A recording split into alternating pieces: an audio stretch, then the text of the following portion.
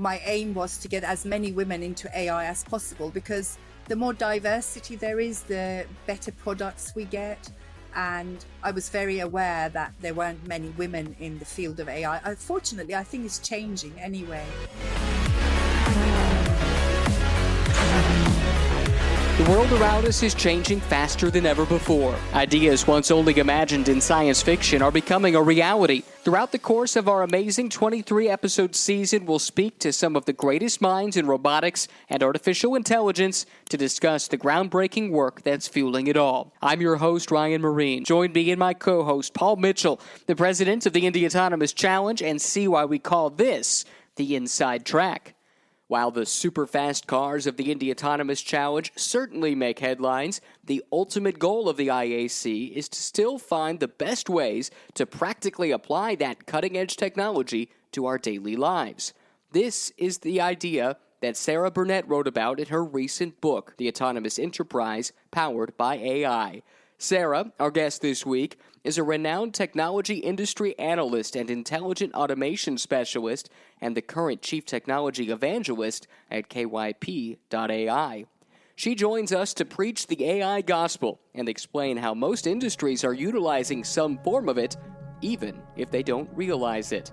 Even the classic customer service chatbot was fortified with AI during the pandemic to share rapidly changing health information updates via mobile app. Automation, Sarah says, is already changing the world for the better. So glad to have you here on the Inside Track, and I'd love to chat with you a little bit about that book and the AI role in industry as a whole. So let's start with the book, without giving too much away, of course, because we want folks to go out and pick it up and read it for themselves. But what is the general premise of what you put down on paper? Well, first of all, thank you very much for inviting me.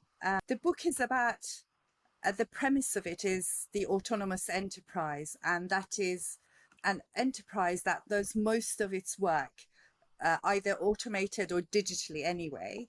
In terms of technology, this is already possible. In fact, there are companies that I would categorize as autonomous in existence today. These are companies that you can deal with, and the processes that they go through to provide you a service or a product barely ever goes through a human, because they've got back office integration, they've got some robots doing some of the work.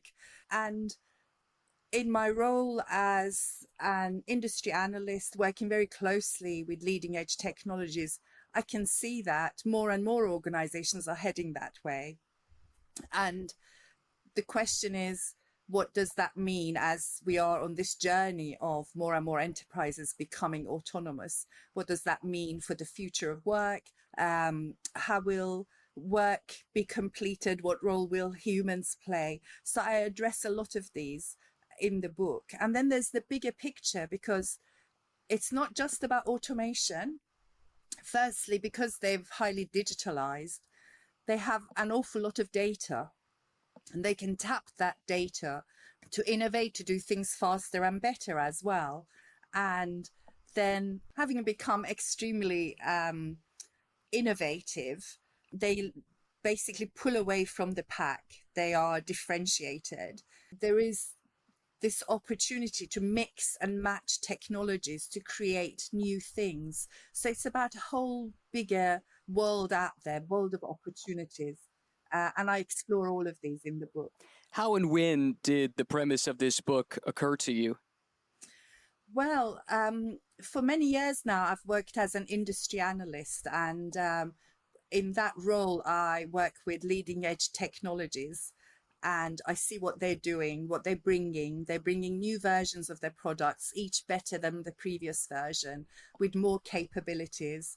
And so it was very clear to me, it has been very clear to me for years now, that we are on this journey towards autonomous enterprises. And I wanted to, to speak about it and tell the story. We'll talk more about the journey and where things are headed, but I do want to take a brief step backwards as well and learn a bit more about you, how you got interested in this topic. Was this something that you set out to learn more about actively, or is it something that you stumbled upon over the course of your work? Well, so I've always been a sort of science and computer kind of person. I studied science at university, and then that allowed me to get into computing. And in many roles, I was working in some form of automation. And then later, I moved into e-government, which was all about enabling, on the fly, real time services provided by local authorities. Um, One of my most recent roles as an industry analyst was setting up the intelligent automation practice for Everest Group, which is an industry analyst firm. And so one way or another, I got to know an awful lot about automation technologies. And now I have a portfolio of jobs, and one of them is being chief technology evangelist for a process intelligence company called KYP.ai. You mentioned earlier that there are already some industries that are operating in some fashion as an autonomous enterprise. What are some of these early adopters, and what can we learn from their experience at the forefront, at the cutting edge, that might apply to other industries that maybe initially you wouldn't think that this could apply quite so readily? Yeah, so I would say there are industries that are using it extensively, and the one that comes to mind the most is e-commerce. Of course, we're all used to ordering something, having it delivered very quickly. Behind the scenes, there's an awful lot of automation going on, from whether a robot picks something up from a shelf as you order that product and takes it to a station where it gets packed and dispatched, to all the back office functions like invoices and status of your order, these kinds of things being sent to you. And then for the company itself, behind the scenes, you'll find that they are checking stocks. They are then seeing if they need to order more of that product. So a huge amount of work is going on behind the scenes. And a lot of those processes are today automated, but it's sort of gone way beyond e-commerce. If you look at insurance companies, there are insurance companies that are now wholly automated. From the moment that you ask for a quote, your risks are assessed by AI, and then the offer is made, and then the onboarding process. The same with banking. In fact, a friend of mine opened a new bank account while on a taxi ride in a black cab in London. All he had to do was, take a picture of his passport photo ID, post it via the app, and then show himself on the camera. And, he was approved. So this is the pace of change. This is the pace of business today, enabled by automation, by AI. And, a few years ago, I talked to a South African bank that had changed its customer onboarding process from something that took 15 to 16 days to 15 to 16 minutes. It's a really eye-opening example, actually. So when you're making the rounds as a public speaker like you do, when you can boil it down to someone in such simple terms, something so relatable to opening a bank account, we've all done that, to riding in a taxi, we've all done that. Does that help to demonstrate just how game-changing this technology, this marriage between automation and AI, is going to be in the near future? Absolutely, absolutely. And I go back to the point that I was making earlier. It's the combination of technologies. So before the pandemic, I visited a doctor's app provider, and you could have the app on your phone, and no matter where you were in the world, you could then arrange to have a consultation with a doctor. And behind the scenes, it was also capturing the knowledge from the symptoms to the treatment, and what worked, what didn't work, of course anonymized, without sort of damaging patient privacy. And of course the pandemic then made it a kind of go-to device. Otherwise, many of us would have never had any doctor's consultations in lockdown. So it was a huge help. And now it's quite commonplace. A lot of healthcare insurance companies offer it as an alternative to any other kind of arrangements that you might have. But back then it was really new. So, it was, again, this combination of technologies that enables that kind of innovation. Yeah, to that end, automation is nothing new. I mean, you can go back to things like a water wheel, right? I mean, going back in history, automation has always been driving towards the future, and more in recent terms, something like manufacturing, where you can see automation. But it seems to me the game changer here is AI, and how all of a sudden automation becomes a reality for industries that previously you would have thought, well, this is always going to have human involvement. One thing I also found interesting is your focus on incorporating ethics at every step of the way in integrating AI and integrating autonomy into business as we look towards the future. And I bring that up because with autonomy, with automation, certainly in the manufacturing realm, we know how this had a trickle-down effect on changing people's lives, changing demographics of cities, things of this nature.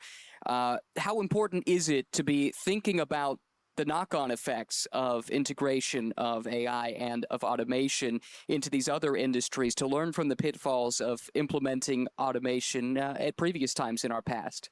I think it's very important, and I do want to see governments getting together and putting some guardrails around, what can be done, what can't be done, how humans can be treated, and what shouldn't happen. But I'm really worried that we'll just jump into it. And I think we do need to think about the consequences of it and put some guardrails in place for that. Yeah, there's a couple different ways we could go with this. And actually, kind of to your point just a moment ago, I'm curious, who bears the burden? Who bears the responsibility for setting those guardrails? Can business leaders be counted on to implement this the right way, or does this need to have, as you say, some kind of government involvement? And then how do you standardize that if it is from the government side? It's very difficult to get international governments to agree on much of anything. So why can we expect that they would be able to agree on these guardrails here and implement them in a way that is universally for the best? Well, they have come together, and governments have come together in other areas and made agreements, and I think that needs to happen. And I believe there is a AI safety conference, intergovernmental conference, planned to happen in London in the autumn. So I think it is going to happen, but I just wish they were a bit quicker. The government's always a bit slow to catch up. Well, this is one of many conversations that stems from what you've written about trying to forecast the future. You say that you'd like to be a guide into this automated future. And reading that, it struck me how difficult of a task that would be. It makes me think of, say, Marco Polo, right? Leaving to go on his journey to China. He might have some notion about what's going to await him on the other side, but to truly be a guide, it's going to be quite difficult if you don't quite know what the destination is going to be. So what are the challenges that you've encountered as you try to forecast the future and help to nudge industry and government and the rest of us, for that matter, the consumer, in the right direction? Well, that's a very good question. I really had to sit and think about, what does it mean for the world? What does it mean for enterprises? And I was very lucky because through my work, I got to know how automation technologies worked and what they were capable of, and how AI works and what it's capable of. I had to do lots of interviews with enterprises. Some of them didn't want to be named, but I managed to get 4 really good case studies into the book. Again, we don't want to give away too much because we want our audience to pick the book up and read it for themselves. But would you be willing to share at least one of the case studies, what you were able to glean from that, and then how that allowed you to think about the direction things are headed? Yes, certainly. The one that I particularly like is about the deployment of a chatbot at a local government. And the reason I like it is because it started small.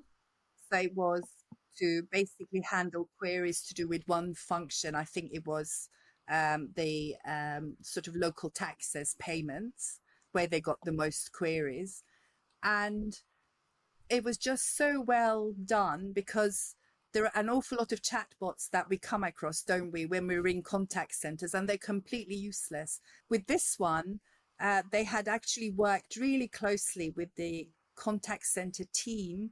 So the kind of questions, every type of question that they were likely to be asked, they had prepared for, and they'd prepared the chatbot for. So it wasn't that kind of dumb chatbot that fails after a couple of questions. It could actually cope with a lot. And then they ran it, tested it among themselves. They asked their partner organizations to test it, and they regularly check it and get feedback from their customers. And as things changed, particularly during the pandemic, when sometimes the government would, here in the UK, would announce changes to the way things had to be done because of the pandemic, literally changing things overnight, the staff could go and retrain that chatbot to be able to answer questions from the next day onwards. Something that struck me in that response was your discussion about the chatbot. And everybody knows that first reaction to seeing the chatbot pop up on the screen, because you've tried to use it, it just can't do what a human can do.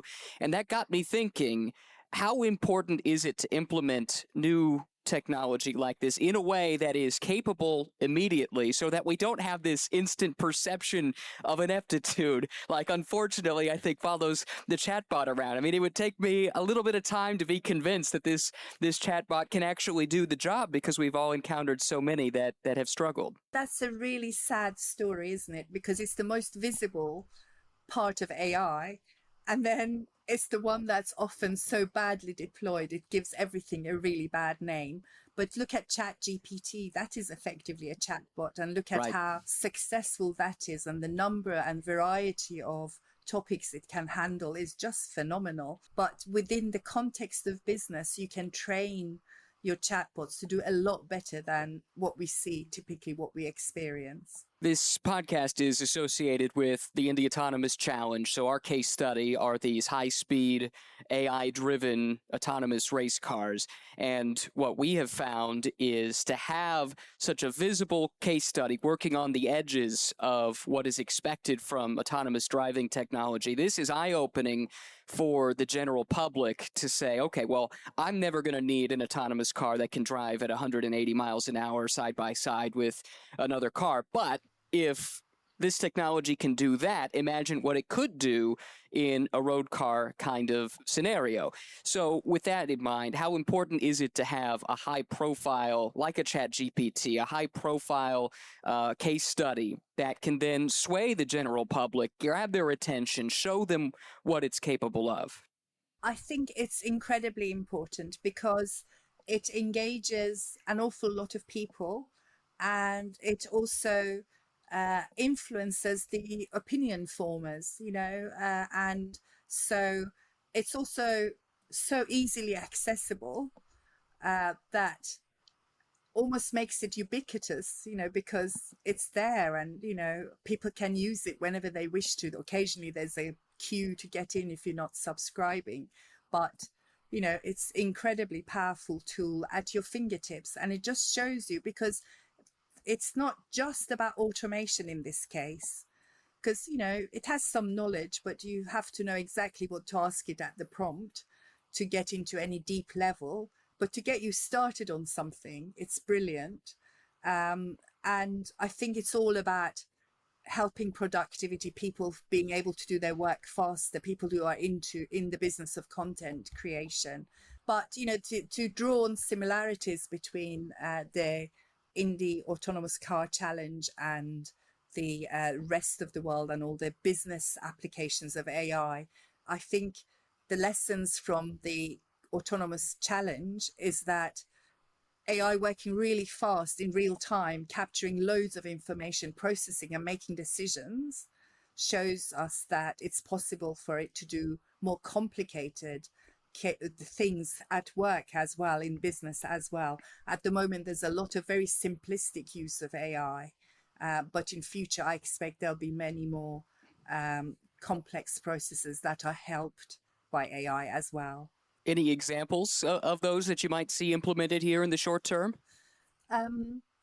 Well, I think one example is probably another case study in my book, which is it helping understand CT scan images. So actually understanding, in this case, the case study that I've done, it's about patients that present with strokes at a hospital here near me. What happens is that sometimes they present out of hours and there aren't specialists available. There are only emergency doctors.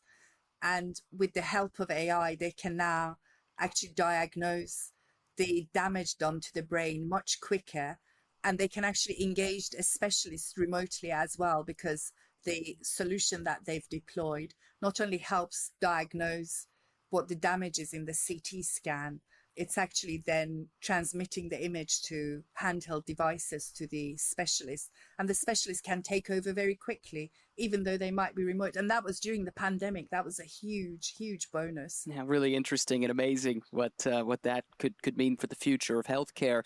Back to maybe your role when you're going out and you're speaking to business leaders. You almost have the role of an evangelist, right? Going out and preaching the gospel of automation and AI. And again, back to our example of the Indy Autonomous Challenge, especially in automotive, which and in motorsports, even more specifically, it is maybe an industry that is slow to adapt in some cases. There is a fraction of this segment of the population that is very rooted in the history of this and struggle to see what the benefits of something like this might be. But then they see it on the track. They see this example, this tangible example of what is possible, and it's eye-opening. So I'm curious about your experience going out and trying to convince business leaders who might be rooted in the way that has worked for decades, perhaps even longer,